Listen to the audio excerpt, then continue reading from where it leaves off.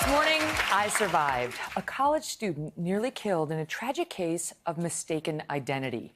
When Jamie Richards-Hogland heard a noise at her door, she did what most of us would do. She went to see what it was. She did not know that that decision would change her life forever. Watch. This is 19-year-old Jamie Richards-Hogland. The Charleston State University student worked part-time as a college tour guide and majored in psychology with the goal of one day helping children through therapy.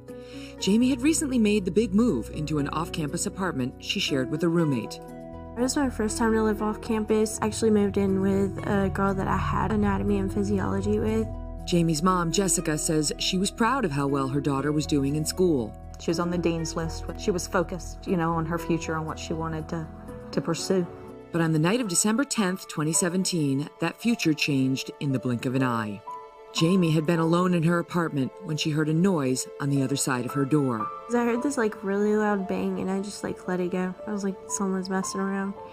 And then I heard it again. So I got up and I went to look out the peephole and no one was there. And I was like, I'll just open the door to make sure. After opening the door, so I looked to the right and no one was there. And then I looked to the left and the guy just jumped out, and he popped out, and I was like, wait. Then the unthinkable. And he shot me. Jamie was shot in the face. The violent act happened so quickly, she didn't even see the face of her assailant before he fled.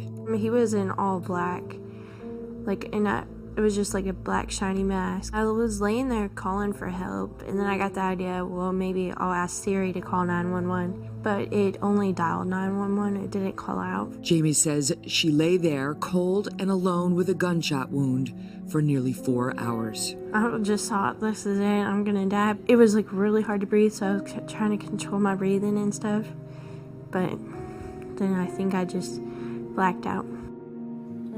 It turns out that Jamie was not the intended target. Police say the shooter went to the wrong apartment. Joining me now is Jamie Richards-Hogland, her mother, Jessica Hogland, and her father, Eddie Hogland. Welcome to you all. Thank you so much for being here. So, Jamie, you were living on your own. The person didn't knock at the door, you just heard something at the door? They banged on the door. He banged on the door once and I just ignored it. And then he banged on it again, so I got up and I went and looked out the peephole and no one was there. So I just went ahead and opened it and I looked to the right, no one was there, and then to the left and he was there with the gun. And was it that instant he took out the gun and shot you? He already had the gun out, pointed at me. Oh. Do you remember that moment? Do you remember the feeling? Yeah, I was really scared. I was yelling, wait, and then he shot me. And it felt like I fall back in really slow motion, and then I just laid there. Everything was really loud for a second because of the gunshot, and then I called for help, but no one came. While you were lying there, did you know what had happened to you, and did you know what was the damage? What had happened? Instantly, I knew I was paralyzed. I couldn't move at all. I was trying to get my phone because my mom had called me. It was right after it happened, and I couldn't get to it. And I was an inch away from the door. I could move this arm, but I was an inch away from the door, and I couldn't knock on it to get people's attention. So the feeling of helplessness in that moment must have been overwhelming. Yeah, I could hear people walking around outside, opening and closing doors. So there's no justification for this in any world, and yet what we did find out was that she was not the intended target, that there was somebody in Jamie's building who was allegedly dealing marijuana. And was this some sort of a drug deal gone wrong? Is that what we think happened? That's what we're told. Yeah. And so somebody has been arrested for this crime, yes? Yes. And you believe that the shooter, they have the right man? Oh, yeah, there's no doubt. Even the local attorneys and the DA and all them, they know for sure. They have no doubt. They don't discuss the reasoning, that's kind of kept for court.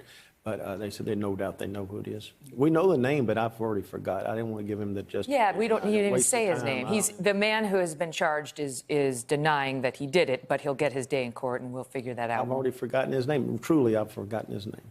Well, can I ask you about that? Because I don't really like saying the names of shooters, and too often what they desire in committing crime is infamy. and we don't want to help with that, right? But I think one of the reasons you're able to, you tell me, move on from that, I know you are a family of faith. Right. And you're focused on something else, right? I mean,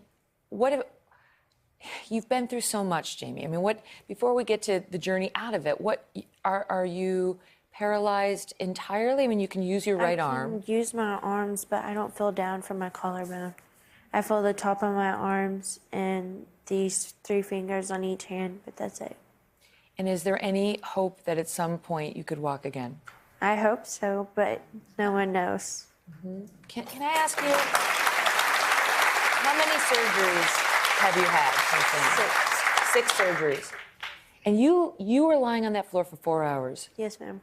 It's a miracle you are alive, that you did not bleed out. What did the doctors say about that? Well, it was really cold that night, and since the bullet was so hot, they think that it cauterized itself, so it actually wasn't that much blood. It was on the left side of your face? It's right here. You look amazing. I mean, you really do. Thank you.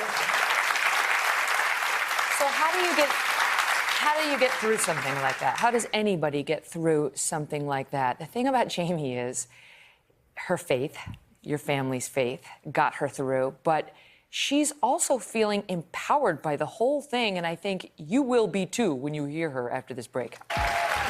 We're back now with Jamie Richards-Hogland and her parents, Jessica and Eddie.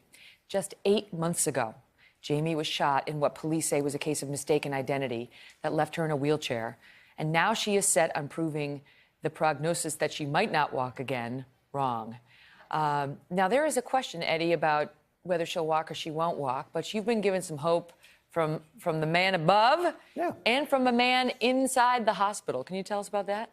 Yeah, the doctor, the surgeon we're in a level 1 trauma center in Fort Worth, and he's on the other side of the hospital for something, and he said he felt that he needed to come over and see Jamie. And he came in the room and he introduced himself, which was strange because all the nurses, the surgeons don't come up here, you know, they're in their area, you know. And he talked to Jamie and he said, "May I pray for Jamie?"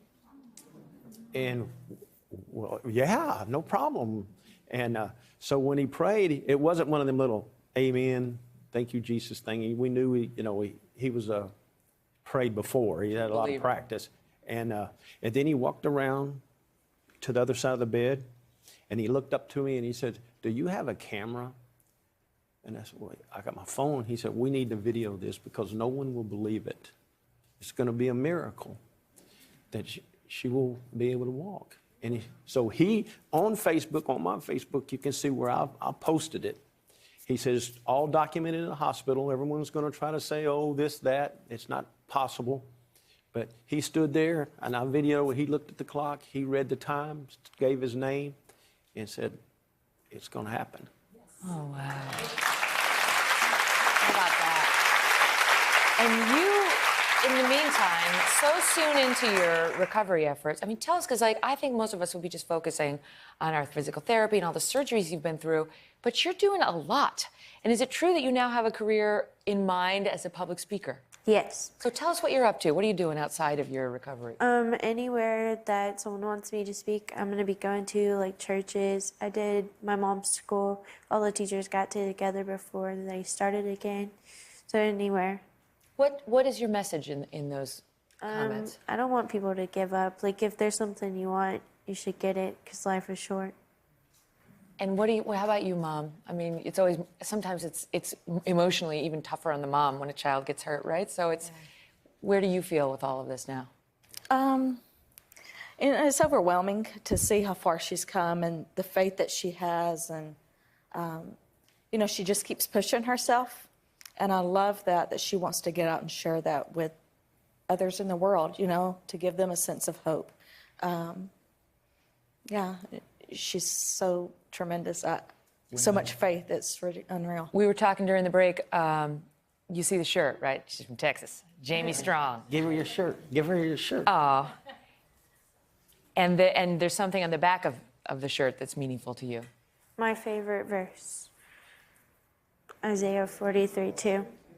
When you go through deep waters, I will be with you. Thank you so much. All the best to you. Completely rooting for you and your beautiful family. God bless. We'll be right back. Hello, Today fans. Thanks for checking out our YouTube channel. Subscribe by clicking that button down there and click on any of the videos over here to watch the latest interviews, show highlights, and digital exclusives.